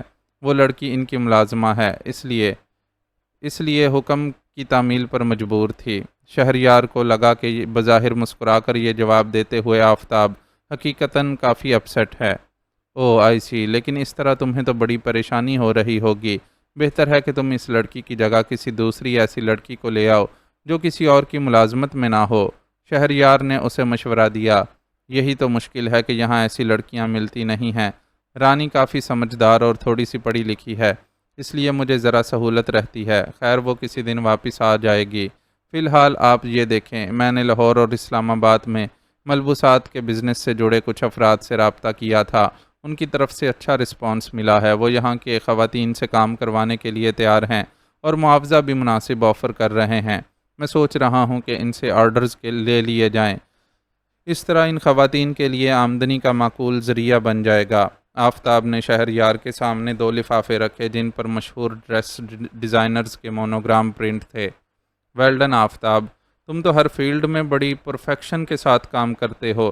میں نے آج صبح تمہارا وہ کالم پڑھا ہے جو تم نے الہ آباد والے واقعے پر میرے کہنے پر لکھا تھا۔ بہت شاندار کالم ہے۔ تم نے اپنے کالم میں ہر وہ پوائنٹ شامل کیا جو میں چاہتا تھا۔ اتنی محنت سے اور اتنا اچھا کالم لکھنے پر مجھے تمہیں اسپیشل تھینکس کہنا چاہیے۔ شہریار نے کھلے دل سے اس کی کارکردگی کو سراہا۔ تھینکس کی ضرورت ہی نہیں سر، آپ اور میں ایک ہی مشن پر کام کر رہے ہیں۔ اپنی استعداد اور صلاحیتوں کے مطابق جس نے جو کر لیا سمجھیں وہ اس کا فرض تھا، جس کی ادائیگی کے لیے اللہ نے ذریعے بنا دیے، ورنہ انسان کی کیا اوقات کہ کہیں بھی کچھ بھی کر سکے۔ آفتاب نے انکساری سے جواب دیا، اور یہی انکساری تو تھی جو اسے بہت سے لوگوں سے ممتاز کرتی تھی۔ دل میں بہت خوشگوار سا احساس لیے شہریار نے وہاں سے رخصت چاہی۔ ماسٹر آفتاب کی کام کے ساتھ لگن ہمیشہ ہی سے اسے بہت متاثر کرتی تھی، لیکن آج اس نے محسوس کیا تھا کہ پوری تندہی سے اپنے کام میں مصروف آفتاب کچھ بجھا ہوا ہے۔ تمہاری ترقی کی رفتار دیکھ کر مجھے بہت خوشی ہوئی ہے آفتاب، اسی اسپرٹ کے ساتھ کام جاری رکھو۔ میری طرف سے تمہیں اجازت ہے کہ اگر اسکول اور انڈسٹریل ہوم کی بہتری کے لیے کوئی بھی قدم اٹھانا چاہتے ہو تو اپنی مرضی سے اٹھا سکتے ہو، بس تمہارا فون پر مجھے یا عبد المنان کو انفارم کر دینا کافی ہوگا۔ آفتاب سے مصافحہ کرتے ہوئے اس نے کہا، تھینک یو سر، آپ کا یہ اعتماد میرے لیے بہت بڑا اعزاز ہے۔ آفتاب مسکرایا، لیکن یہ مسکراہٹ کچھ بجھی ہوئی تھی۔ اوکے، تو پھر میں چلتا ہوں۔ اگر کسی نوعیت کا کوئی بھی مسئلہ ہے تو تم مجھ سے کہہ سکتے ہو۔ اس کی کیفیت دیکھتے ہوئے بالآخر شہریار کو کہنا ہی پڑا، نو سر، کوئی پرابلم نہیں۔ اس نے اپنی مسکراہٹ کو کچھ اور بھی گہرا کرتے ہوئے شہریار کو یقین دلانے کی کوشش کی تو وہ چپ ہو گیا۔ اتنا اندازہ تو بہرحال اسے ہو گیا تھا کہ مسئلے کی نوعیت کچھ نجی قسم کی ہے، اس لیے آفتاب بتانے سے گریزاں ہے۔ مزید اصرار کو بیکار جان کر وہ وہاں سے روانہ ہو گیا۔ اس کی اگلی منزل فارسٹ آفیسر عابد انصاری کا بنگلہ تھا۔ یہ وہی بنگلہ تھا جس میں کچھ عرصہ قبل تک اقبال باجوہ رہائش پذیر تھا اور بطور فارسٹ آفیسر ہر طرح کی بدعنوانی میں ملوث رہنے کے بعد بالآخر ایک دن بالکل اچانک ہارٹ اٹیک سے جاں بحق ہو گیا تھا۔ موت اسے اچانک دبوچتے ہوئے نہ اس کی کمائی دولت سے مروب ہوئی تھی، نہ ہی مراسم سے۔ وہ اپنا کمایا ہوا سارا مال اسی خالی دنیا میں چھوڑ کر سیاہ کاریوں سے بھرا نامہ اعمال لے کر خالق حقیقی کے سامنے شرمندہ ہونے پہنچ گیا تھا۔ وہ جنگل کی ابتدائی حدود میں واقع فارسٹ آفیسر کے بنگلے تک پہنچا تو شام کے سائے پھیلنے لگے تھے۔ بنگلے پر عابد انصاری نے اس کا پرجوش استقبال کیا۔ وہ 50-55 سال کا ایک گریسفل آدمی تھا، جس کے نفاست سے کنگھی کیے گئے بالوں میں سے کہیں کہیں جھلکتی سفیدی اس کی شخصیت کو اور بھی خوبصورت و پرکشش بنا رہی تھی۔ شخصیت کی اس کشش کو بڑھانے میں اس کی آنکھوں پر لگے سنہری فریم کے نفیس سے چشمے کے ساتھ وہ آف وائٹ سفاری سوٹ بھی اہم کردار ادا کر رہا تھا، جو اس نے یقیناً کسی ماہر درزی سے سلوا کر زیب تن کیا تھا۔ آپ سے مل کر بہت خوشی ہوئی۔ یہاں پوسٹنگ سے قبل آپ کے بارے میں کافی کچھ سننے کو ملا تھا۔ یہ بھی اطلاع ملی تھی کہ آپ کی سفارش پر مجھے یہاں پوسٹ کیا گیا ہے۔ اگر یہ حقیقت ہے تو یقین رکھیں کہ میں آپ کی امیدوں پر پورا اترنے کی پوری کوشش کروں گا۔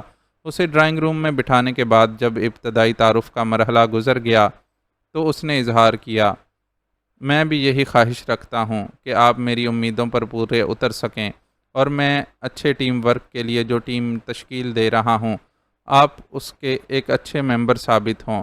ڈاکٹر ماریا نے مجھ سے بطور خاص آپ کی تعریف کی تھی۔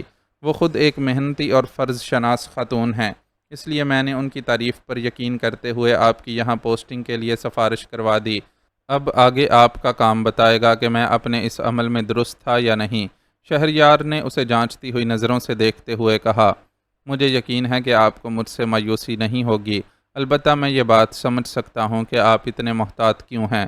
دنیا سے اٹھ جانے والوں کی برائی مناسب تو نہیں، لیکن میں کہنے پر مجبور ہوں کہ باجوہ صاحب نے اپنے فرائض سے غفلت کی حد تک بے پرواہی برتی تھی، اور یقیناً ان کا یہی رویہ آپ کو محتاط ہونے پر مجبور کر رہا ہے۔ بہرحال میں اپنے بارے میں یہی کہہ سکتا ہوں کہ تھوڑے ہی عرصے میں آپ پر میرے اور باجوہ صاحب کے درمیان جو فرق ظاہر ہو جائے گا۔ آپ کی تسلی کے لیے میں اتنا ہی بتا دوں کہ میں نے اپنے فرائض کی ادائیگی کے لیے منصوبہ بندی شروع کر دی ہے۔ خصوصاً میں ریکارڈ مینٹین کرنے پر زور دے رہا ہوں۔ میرے پاس جنگل میں موجود جانوروں اور درختوں کے صحیح اعداد و شمار موجود نہیں ہیں، جس کی وجہ سے اسمگلنگ کی روک تھام کرنا مشکل ہوتا ہے۔ میں نے ایک درخواست تیار کی ہے جس میں حکومت سے مطالبہ کیا ہے کہ مجھے ایسے افراد فراہم کیے جائیں جو اس کام کے ماہر ہوں۔ میں ٹیگنگ کی تکنیک استعمال کرنا چاہتا ہوں۔ اس طرح جنگل میں موجود فانا اور فلورا کی کاؤنٹنگ بھی ہو جائے گی اور نشان زدہ جانوروں اور درختوں کو اسمگل کرنا بھی آسان نہیں رہے گا۔ عابد انصاری نے مختصر الفاظ میں اسے اپنا سارا منصوبہ بتایا۔ یہ تو آپ بہت زبردست کام کریں گے انصاری صاحب، میری ذاتی خواہش بھی یہی تھی کہ جنگل کے سلسلے میں کچھ اس طرح سے کام کیا جائے جو مستقل بنیادوں پر ہو۔ آپ بے فکر ہو کر اپنی درخواست بھجوائیں، میں خود بھی آپ کی سفارش کروں گا۔ وہ جو کام کرنے والے افراد کا دل سے قدردان تھا عابد انصاری کی بات سن کر خوش ہو گیا اور انہیں اپنے بھرپور تعاون کی یقین دہانی کروانے لگا۔ آپ کے اعتماد اور تعاون کے لیے شکریہ شہریار صاحب۔ اگر آپ کا اعتماد اور تعاون اسی طرح میرے ساتھ رہا تو میں اپنی کارکردگی سے آپ کو حیران کر دوں گا۔ عابد انصاری اس کے جوش کو دیکھ کر مسکراتے ہوئے بولا۔ اس کے بعد بھی ان دونوں میں کافی دیر تک اس موضوع پر گفت و شنید ہوتی رہی۔ اس گفتگو کے دوران وقت گزرنے کا احساس نہیں ہوا۔ شہریار تو اس وقت چونکا جب ملازم نے کھانا لگنے کی اطلاع دی۔ مجھے اجازت دیں انصاری صاحب، آپ کی کمپنی میں مجھے وقت گزرنے کا احساس ہی نہیں ہوا، ورنہ طے شدہ شیڈول کے مطابق تو مجھے اب تک واپس نور کوٹ پہنچ جانا چاہیے تھا۔ وہ فوراً ہی اپنی جگہ سے اٹھ کھڑا ہوا اور عابد انصاری سے اجازت طلب کرنے لگا۔ اب آپ اس طرح بغیر کھانا کھائے تو یہاں سے نہیں جا سکتے۔ جہاں اتنا وقت گزر گیا ہے 15-20 منٹ اور عنایت کر دیں۔ عابد انصاری نے اصرار کیا اور پھر ان کا یہ وزادارانہ اصرار اتنا زیادہ بڑھ گیا کہ شہریار کو کھانے کے لیے رکتے ہی بنی۔ کھانا عمدہ اور قدر پرتکلف تھا، لیکن اتنی بہتات میں نہیں تھا جیسا چودھری کی ڈائننگ ٹیبل پر ہوتا تھا۔ شہریار اور عابد انصاری نے آپس میں گفتگو کرتے ہوئے خوشگوار ماحول میں کھانا کھایا۔ ڈرائیور کے بارے میں بھی اسے اطلاع مل گئی تھی کہ اسے بھی کھانا کھلا دیا گیا ہے۔ کھانے کے بعد گرین ٹی کا دور چلا اور پھر آخرکار شہریار نے وہاں سے رخصت چاہی۔ عابد انصاری کے بنگلے سے نکل کر وہ اپنی گاڑی میں واپسی کے لیے روانہ ہوا تو اس کے ساتھ ایک بہت خوشگوار سا احساس تھا۔ اسے لگ رہا تھا کہ وہ جس مشن کے تحت کام کر رہا ہے اس کے لیے اس کا ساتھ دینے والوں کا اضافہ ہوتا جا رہا ہے۔ اس کے ساتھیوں کا ایک قافلہ تشکیل پا رہا تھا جو اس امر کی نشاندہی کر رہا تھا کہ وہ اپنی منزل تک ضرور پہنچے گا۔ سکون اور اطمینان کے اس گہرے احساس کے ساتھ وہ گاڑی کی سیٹ سے سر ٹکائے آنکھیں موندے بیٹھا تھا۔ ناہموار سطح پر چلتی گاڑی کو لگنے والے ہچکولے بھی اس کے اطمینان میں فرق نہیں لا رہے تھے، لیکن پھر یکدم ہی ایک زوردار جھٹکا لگا اور بریکس کی زوردار چرچراہٹ کے ساتھ گاڑی رک گئی۔ شہریار نے چونک کر آنکھیں کھولیں اور سر اٹھا کر دیکھا۔ گاڑی کے باہر نظر آنے والا منظر حیران کن تھا۔ وہ ایک کھلی جیپ تھی جس نے اس کی گاڑی کے عین سامنے آ کر اس کا راستہ روک لیا تھا، اور اب اس سے ہتھیاروں سے لیس نقاب پوش اچھل اچھل کر باہر نکل رہے تھے۔ وہ کون لوگ تھے؟ فوری طور پر اس کے لیے فیصلہ کرنا ممکن نہیں تھا، لیکن یہ تو طے تھا کہ وہ جو بھی تھے دوست ہرگز نہیں ہو سکتے۔ وہ اچانک سامنے آ جانے والے ان دشمنوں کے لیے ترنیوالا بننے کو تیار نہیں تھا، اس لیے بے حد پھرتی کا مظاہرہ کرتے ہوئے اس نے ہاتھ بڑھا کر گاڑی کا لاک کھولا اور دروازہ کھول کر تیزی سے باہر نکلا۔ باہر نکلتے ہوئے اس نے اس بات کا دھیان رکھا تھا کہ سیدھا کھڑا نہ ہو اور جسم کو ایسے زاویے پر رکھے کہ گاڑی کے دروازے کی آڑ میں چھپ سکے، ورنہ دوسری صورت میں اگر حملہ آوروں کی طرف سے فائرنگ کی جاتی تو وہ نشانہ بن سکتا تھا۔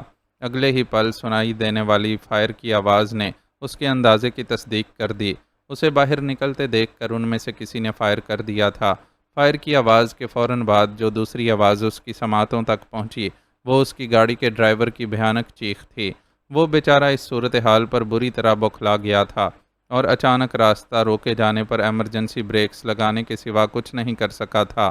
اس کی چیخ سن کر شہریار کو اندازہ ہوا کہ وہ ڈرائیونگ سیٹ پر بیٹھے بیٹھے ہلاک یا شدید زخمی ہو چکا ہے۔ ڈرائیور کے ساتھ جو بھی حادثہ پیش آیا تھا اسے اس پر دلی افسوس تھا، لیکن اس وقت وہ اس کے لیے کچھ نہیں کر سکتا تھا۔ فی الحال تو اسے اپنی بقا کی جنگ لڑنی تھی، اور وہ بھی بنا ہتھیار۔ فی الوقت وہ قطعی نہتہ تھا۔ ایک عام سے معمول کے دورے پر آتے ہوئے اسے خیال ہی نہیں گزرا تھا کہ اپنے ساتھ کوئی ہتھیار لے کر چلتا۔ اس نے ڈرائیور کے پاس موجود ریوالور کو ہی کافی جانا تھا، لیکن قسمت کی خرابی سے ڈرائیور اس کے تحفظ کے لیے کوئی قدم اٹھاتا اس سے قبل ہی نشانہ بن گیا تھا۔ اس کی طرف سے کسی مدد کی قطعی امید نہ رکھتے ہوئے شہریار گاڑی کے عقب میں رینگ گیا۔ جیپ سے اترنے والے نقاب پوش ابھی تک اس کی گاڑی کے قریب نہیں آئے تھے اور دور سے ہی جائزہ لے رہے تھے۔ بیکار کی محنت نہ کریں ایسی صاحب، ہم تعداد میں بہت زیادہ ہیں اور ہمارے پاس اسلحہ بھی ٹھیک ٹھاک ہے۔ اگر ہم چاہتے تو آپ گاڑی سے اتر بھی نہیں سکتے تھے۔ اپنے ڈرائیور کو لگنے والی گولی کو ہماری کوئی خطا نہ سمجھیے گا۔ نشانہ ہم سب کا بالکل A1 ہے۔ آپ ہمیں گلیوں میں کینچے کھیلنے والے لونڈے تصور کرنے کی غلطی نہ کریں اور آرام سے بغیر کسی مزاحمت کے ہاتھ اٹھا کر سامنے آ جائیں۔ وہ گاڑی کے عقب میں پہنچا ہی تھا کہ ان نقاب پوشوں میں سے ایک کی قدرے بلند لیکن ہموار آواز سنائی دی۔ وہ اس آواز کو سن کر تذبذب میں پڑ گیا۔ بولنے والے کے لہجے سے ظاہر تھا کہ وہ ایک پڑھا لکھا اور پر اعتماد آدمی ہے۔ پھر اس نے جو بات کہی تھی وہ تو بالکل روشن حقیقت کی طرح عیاں تھی۔ حملہ آور تعداد میں زیادہ بھی تھے اور مکمل طور پر ہتھیار بند بھی۔ وہ اگر ان کے خلاف مزاحمت کرتا بھی تو ان کے آگے اس کی کتنی دیر پیش چلتی؟ آخرکار اسے ہار ماننی ہی پڑتی، لیکن اس طرح بغیر کسی مزاحمت کے ہار مان لینا بھی اس کے خلاف فطرت تھا۔ وہ فطرتاً مہم جو تھا اور ایسے کسی موقع پر اپنی حیثیت اور مقام سب بھول کر میدان عمل میں اترنے کے لیے پر تولنے لگتا تھا۔ اس وقت بھی اس کے عضلات پوری طرح تنے ہوئے تھے اور اس کی فطرت اسے مقابلے پر اکسا رہی تھی۔ دونوں ہاتھ سر پر رکھ کر کھڑے ہو جائیں ایسی صاحب، کوئی بھی غیر ضروری حرکت آپ کے لیے نقصان دہ ثابت ہوگی۔ اس سے قبل کہ وہ از خود کوئی فیصلہ کرتا اس کی پشت پر سے آواز ابھری اور کوئی ٹھنڈی سی شے اس کی گردن سے ٹکرائی۔ وہ ایک گہرا سانس لے کر رہ گیا۔ گردن پر موجود ٹھنڈک کو پہچاننا اس کے لیے کچھ مشکل نہیں تھا۔ لوہے کی یہ ٹھنڈک یقینی طور پر کسی ہتھیار کی نشاندہی کر رہی تھی۔ اس کا راستہ روکنے والوں میں سے کوئی بہت آہستگی سے چل کر اس کی پشت پر پہنچ گیا تھا اور اسے بے بس کر دیا تھا۔ اس بے بسی پر شدید جھنجھلاہٹ محسوس کرتے ہوئے وہ اپنی پشت پر موجود شخص کے حکم کے مطابق سر پر ہاتھ رکھ کر کھڑا ہو گیا۔ اب اس پر سامنے کا منظر زیادہ واضح تھا۔ اسے روکنے والی جیپ کی ڈرائیونگ سیٹ پر ایک ڈھاٹا پوش بالکل تیار بیٹھا تھا۔ اس نے جیپ کا انجن بند نہیں کیا تھا تاکہ کسی ایمرجنسی کی صورت میں اسے اور اس کے ساتھیوں کو فرار ہونے میں مشکل پیش نہ آئے۔ ڈرائیور کے علاوہ دو ڈھاٹا پوش اس کی گاڑی کے بالکل قریب کھڑے ہوئے تھے، جبکہ ان کا چوتھا ساتھی تو اس کی پشت پر موجود ہی تھا۔ آگے بڑھو۔ وہ اس جائزے سے فارغ ہوا ہی تھا کہ اس کی پشت پر موجود شخص نے اسے ہلکا سا ٹہوکا دیتے ہوئے حکم دیا۔ شہریار نے اس کی آواز کو شناخت کر لیا۔ اسے گھیرنے والوں میں سے اب تک صرف یہی شخص اس سے ہم کلام ہوا تھا۔ میرا ڈرائیور زخمی ہے، یہ اگر اسی طرح یہاں پڑا رہا تو مر جائے گا۔ عقب میں موجود شخص کے حکم کی تعمیل میں اس نے 2 قدم ہی آگے بڑھائے تھے کہ زخمی ڈرائیور پر نظر پڑنے پر ٹھٹک کر رک گیا۔ ارد گرد چھائے اندھیرے کے باوجود گاڑی کی اندرونی بتی روشن ہونے کی وجہ سے وہ اندر موجود ڈرائیور کو صاف دیکھ سکتا تھا۔ اس کے سینے پر گولی لگی تھی اور زخم سے نکلنے والے خون نے اس کے سفید یونیفارم کی قمیض کو بے تحاشا رنگ ڈالا تھا۔ خون کے اس بے تحاشا بہاؤ کے باوجود شہریار نے نوٹ کر لیا تھا کہ ابھی اس کی جان نہیں نکلی اور وہ آنکھیں بند کیے اکھڑے اکھڑے سانس لے رہا ہے۔ اس کی فکر کرنا بیکار ہے، یہ چند منٹ سے زیادہ مزید زندہ نہیں رہ سکے گا۔ بے حد سرد لہجے میں اسے جواب دے کر ایک ٹہوکا اور دیا گیا، جو اس بات کا اشارہ تھا کہ وہ رکے بغیر آگے بڑھتا رہے۔ اندر ہی اندر پیچ و تاب کھاتے ہوئے شہریار نے اپنے قدم آگے بڑھائے، لیکن خود کو سوال کرنے سے نہ روک سکا۔ تم لوگ کون ہو اور مجھے اس طرح گھیرنے کا مقصد کیا ہے؟ ہم کون ہیں یہ تو نہیں بتا سکتے، البتہ مقصد شاید آپ کو آگے چل کر معلوم ہو جائے۔ ہم تو بس اپنے دوستوں کا ساتھ دینے کے لیے اس کام میں شامل ہوئے ہیں۔ بڑے بے نیاز اور پر اعتماد انداز میں اس کی بات کا جواب دیا گیا۔ اس جواب کو سن کر شہریار چونک گیا۔ قطعی مختلف لب و لہجے میں بات کرنے والا یہ آدمی، جس کے بارے میں وہ پہلے ہی اندازہ لگا چکا تھا کہ یہ شخص مقامی نہیں ہے، اس کے کسی دشمن کے ایما پر اسے اغوا کر کے لے جا رہا تھا، اور اس علاقے میں اس کی چودھری افتخار کے علاوہ بھلا اور کس سے دشمنی تھی۔ اس سوچ کے حصار میں گرا وہ جیپ تک پہنچ گیا۔ پشت پر موجود شخص کے علاوہ باقی 2 افراد کی رائفلیں بھی اس پر اٹھی ہوئی تھیں، اور اس کے لیے کسی قسم کی حرکت کی کوئی گنجائش نہیں تھی۔ اسے جیپ کی پچھلی نشست پر بٹھانے کے بعد دونوں ڈھاٹا پوش اس کے دائیں بائیں بیٹھ گئے، جبکہ عقب پر موجود ڈھاٹا پوش نے ڈرائیور کے ساتھ والی سیٹ سنبھال لی۔ اس کے جیپ میں سوار ہوتے ہی ڈرائیور نے جھٹکے سے جیپ آگے بڑھا دی۔ رات کے سناٹے میں جیپ کے ٹائروں کی چرچراہٹ دور تک گونجی، لیکن آبادی سے دور جنگل کے اس قریبی حصے میں کوئی گولی چلنے کی آواز سننے والا نہیں تھا، تو ٹائروں کی چرچراہٹ کسے متوجہ کرتی۔ طاقتور انجن والی جیپ زناٹے بھرتی ہوئی آگے بڑھنے لگی۔ تم لوگ جس بھی مقصد کے تحت مجھے، یہ سمجھتے ہوئے کہ اگلی سیٹ پر بیٹھا ڈھاٹا پوش ہی اسے اغوا کرنے والوں کا اس کارروائی کے دوران لیڈر ہے۔ شہریار نے اس سے گفتگو کی کوشش کی، لیکن اس کا جملہ مکمل ہونے سے قبل ہی اس کے ساتھ بیٹھے ہوئے افراد میں سے کسی ایک نے کلوروفارم میں بھیگا ہوا رومال اس کی ناک پر رکھ دیا۔ وہ چونکہ اپنی توجہ مکمل طور پر اگلی سیٹ پر موجود شخص پر مرتکز کیے ہوئے تھا، اس لیے بروقت اس کارروائی سے آگاہ نہ ہو سکا اور بے خبری میں ہی بے ہوشی کے اندھیروں میں ڈوبنے پر مجبور ہو گیا۔ رات بے حد تاریک تھی اور اس مقام پر تو تاریکی کے ساتھ ساتھ بھیانک بھی لگ رہی تھی۔ دنیا کی رونقوں کا سبب اس کی سرگرمیوں کو جاری رکھنے والے جسموں کی آخری پناہ گاہ کا یہ عجیب المیہ ہے کہ جیسے ہی روح جسم کو چھوڑ کر پرواز کرتی ہے، مٹی کا ڈھیر خالی وجود کو یہاں لا کر گاڑ دیا جاتا ہے۔ وہ جو کبھی کاروبار حیات چلایا کرتے تھے، اس شہر خاموشہ میں منو مٹی تلے دبے ڈی کمپوزرز کی کارروائی سے آہستہ آہستہ خود بھی مٹی ہوتے اس مٹی میں مل جاتے ہیں۔ ہنگامہ حیات کو جاری رکھنے والے انسانوں کی آخری پناہ گاہ کی خاموشی میں جانے ایسی کیا بات ہوتی ہے کہ جیتا جاگتا انسان اس طرف کا رخ کرے تو ایک دہشت سی محسوس کرتا ہے۔ خصوصاً رات کے وقت قبرستان میں داخل ہونے کو بڑے دل گردے کا کام سمجھا جاتا ہے۔ اکثر لوگ یوں محسوس کرتے ہیں کہ جیسے قبروں کے اندر لیٹے مردے مٹی کے ڈھیر کو چیر کر اپنے ہاتھ باہر نکالیں گے اور انہیں بھی اندر گھسیٹ لیں گے، لیکن وہ چاروں اس خوف سے قطعی بے نیاز نظر آ رہے تھے۔ ان میں سے ایک قبرستان کا گورکن تھا، جس کے شب و روز گزرتے ہی اس شہر خاموشہ میں تھے۔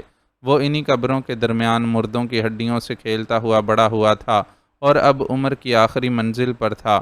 عمر کے ان سالوں میں اس نے بے شمار مردوں کو مٹی تلے اترتے اور پھر ہڈیوں کا پنجر بنتے دیکھا تھا۔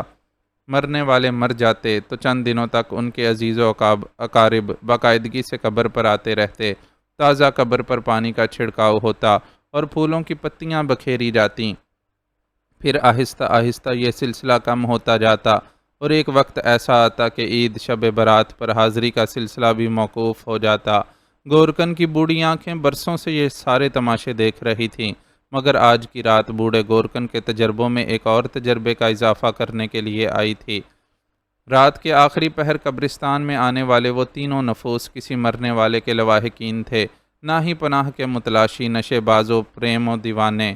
وہ کفن چور بھی نہیں تھے، لیکن آئے بہرحال کچھ لے جانے ہی تھے۔ انہوں نے گورکن سے کفن سمیت قبر میں دفن ایک مردے کا مطالبہ کیا تھا۔ گورکن اس مطالبے پر ہکا بکا رہ گیا، لیکن مطالبہ کرنے والوں کی شناخت اور حیثیت نے اسے انکار کی جرت نہیں کرنے دی۔ وہ سرکاری اہلکار تھے اور کچھ عرصے قبل ہی یہاں دفن ہونے والے ایک سرکاری افسر کی ڈیڈ باڈی لے جانے آئے تھے۔ ان کے پاس اس کام کے لیے مختار نامہ موجود تھا اور وہ چاہتے تو دن دہاڑے بھی یہ کام کر سکتے تھے، لیکن انہوں نے اس کام کے لیے رات کے آخری پہر کا انتخاب کیا تھا۔ گورکن کے لیے حکم تھا کہ کام نہایت صفائی اور خاموشی سے کیا جائے اور کسی کو کانوں کان خبر نہ ہونے دی جائے۔ غریب گورکن کے پاس اس حکم کی تعمیل کے سوا کوئی چارہ نہیں تھا۔ وہ پھاوڑا اور کدال سنبھالے اپنی دھوتی کو گھٹنوں سے اوپر باندھ کر میدان عمل میں اتر آیا اور مشاکی سے کھدائی کا کام کرنے لگا تھا۔ یہ تو شکر تھا کہ قبر ابھی پکی نہیں کی گئی تھی اور اسے صرف چاروں طرف اکہری اینٹوں کی چار دیواری چن کر چھوڑ دیا گیا تھا۔ کچی قبر کی کھدائی کرتے کرتے بالآخر گورکن اس مقام پر پہنچ گیا جہاں قبر میں دفن لاش ظاہر ہو گئی۔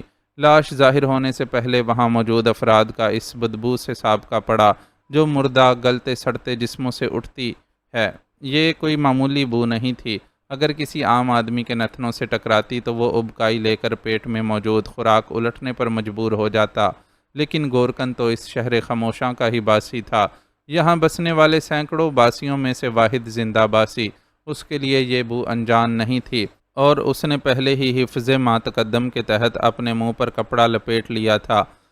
اس کے ساتھ موجود سرکاری اہلکاروں نے بھی اپنے منہ اور ناک ہلکے سبز رنگ کے ماسک سے ڈھانپ رکھے تھے۔ وہ لوگ گورکن کے کھدائی کرنے کے دوران مٹی کو ہٹا کر ایک جانب کرنے میں اس کی مدد کرتے رہے تھے۔ قبر کشائی کے بعد لاش ظاہر ہوئی تو اسے قبر سے نکال کر مخصوص پولیتھین بیگ میں منتقل کرنے کے کام میں بھی وہ پیچھے نہیں رہے۔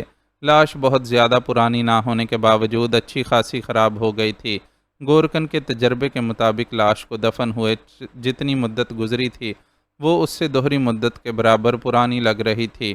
اس طرح کی گلی سڑی بدبودار لاش کو قبر سے برآمد کر کے پولیتھین بیگ میں منتقل کرنا کوئی آسان کام نہیں تھا، لیکن ان لوگوں نے کر لیا۔ ظاہر ہے وہ اس کام کے ماہر تھے، تب ہی تو یہاں بھیجے گئے تھے۔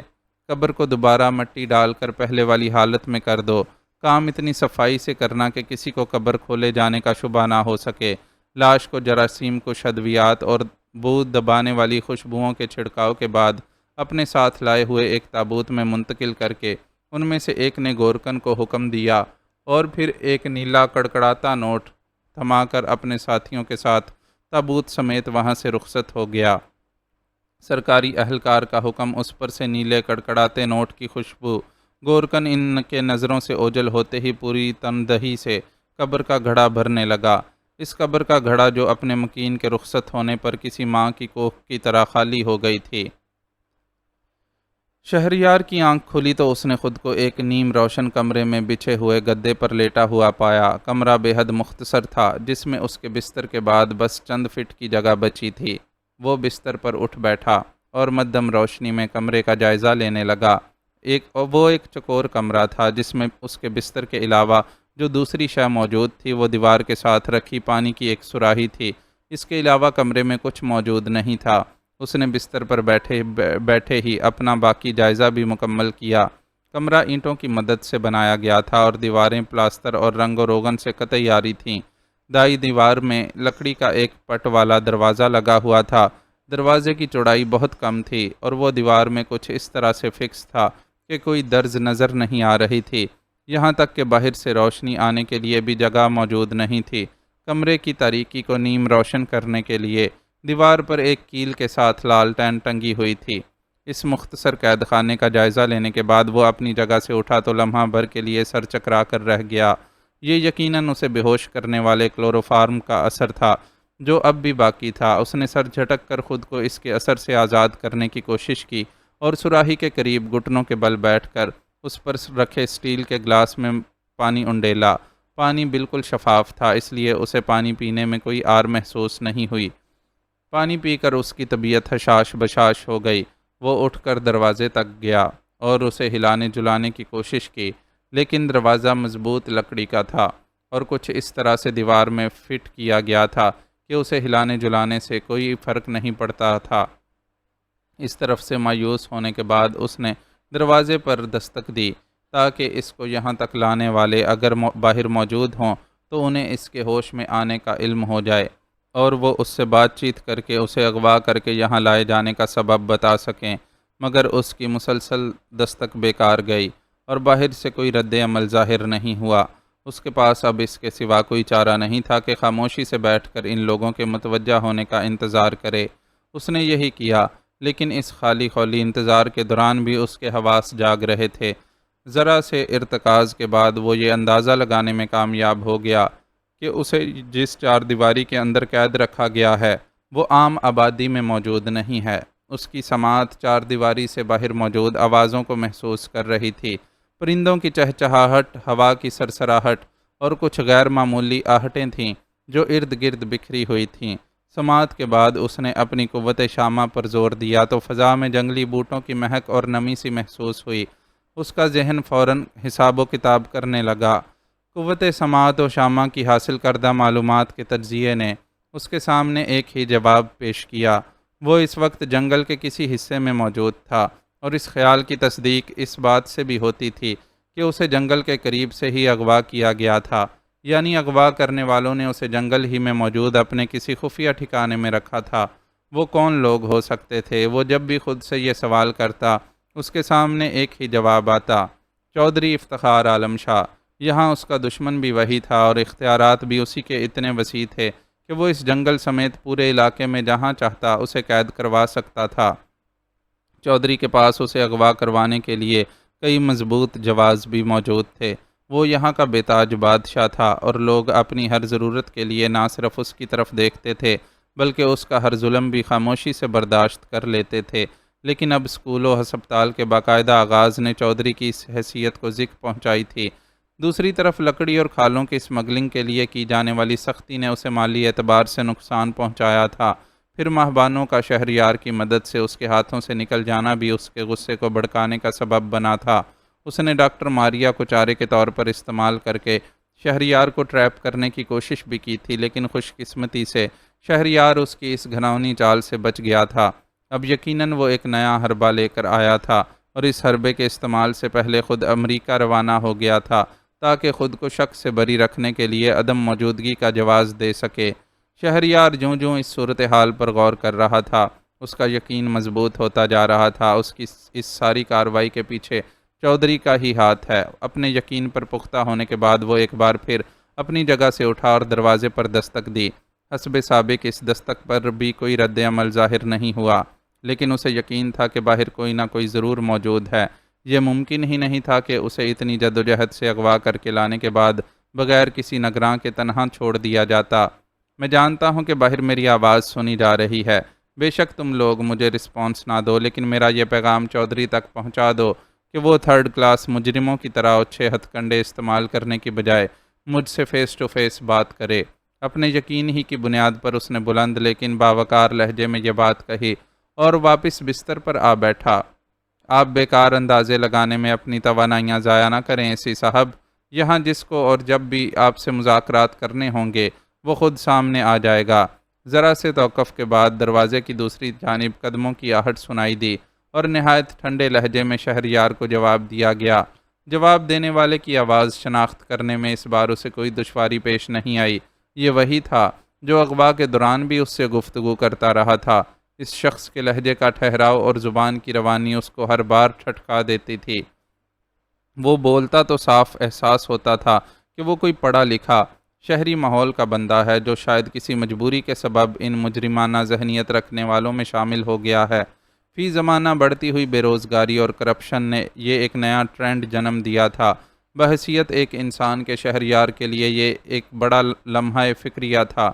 اس وقت بھی وہ اپنی قید و بند کی پریشانی کو بھول کر اس نوجوان کی ذات میں الجھ کر رہ گیا تھا۔ معزز ناظرین و سامعین، لائک، کمنٹس اور شیئر ضرور کریں۔ شکریہ۔